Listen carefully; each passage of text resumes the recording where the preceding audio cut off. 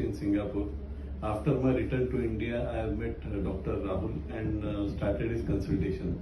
So during the consultation, he recommended to go for ECP, and I followed his advice and I started the ECP, which is a 35-day sessions procedure, and we started it in the month of December end.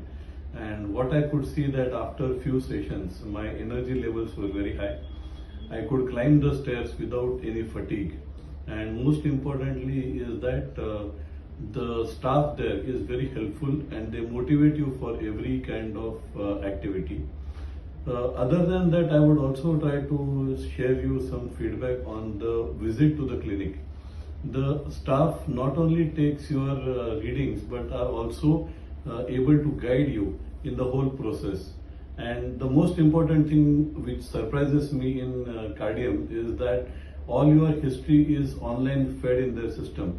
So even if you forget your file, then also all the data is available.